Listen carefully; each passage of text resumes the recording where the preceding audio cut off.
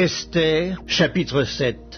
Le roi et Haman allèrent au festin chez la reine Esther. Ce second jour, le roi dit encore à Esther, pendant qu'on buvait le vin, « Quelle est ta demande, reine Esther? Elle te sera accordée. Que désires-tu? Quand ce serait la moitié du royaume, tu l'obtiendras. » La reine Esther répondit, « Si j'ai trouvé grâce à tes yeux, ô roi, et si le roi le trouve bon, accorde-moi la vie. Voilà ma demande, et sauve mon peuple. Voilà mon désir. Car nous sommes vendus, moi et mon peuple, pour être détruits, égorgés, anéantis. Encore si nous étions vendus pour devenir esclaves et servantes, je me tairais, mais l'ennemi ne saurait compenser le dommage fait au roi. » Le roi Assuérus prit la parole et dit à la reine Esther, « Qui est-il et où est-il celui qui se propose d'agir ainsi ?» Esther répondit, « L'oppresseur, l'ennemi, c'est Haman, ce méchant-là. » Haman fut saisi de terreur en présence du roi et de la reine. Et le roi dans sa colère se leva et quitta le festin pour aller dans le jardin du palais. Haman resta pour demander grâce de la vie à la reine Esther, car il voyait bien que sa perte était arrêtée dans l'esprit du roi. Lorsque le roi revint du jardin du palais dans la salle du festin, il vit Haman qui s'était précipité vers le lit sur lequel était Esther et dit, « Serait-ce encore pour faire violence à la reine chez moi dans le palais ?» Dès que cette parole fut sortie de la bouche du roi, on voit là le visage d'Haman. Et Harbona, l'un des eunuques, dit en présence du roi, « Voici, le bois préparé par Haman pour Mardochée, qui a parlé pour le bien du roi, est dressé dans la maison d'Haman, à une hauteur de 50 coudées. » Le roi dit qu'on y pende Haman, et l'on pendit Haman au bois qu'il avait préparé pour Mardochée, et la colère du roi s'apaisa.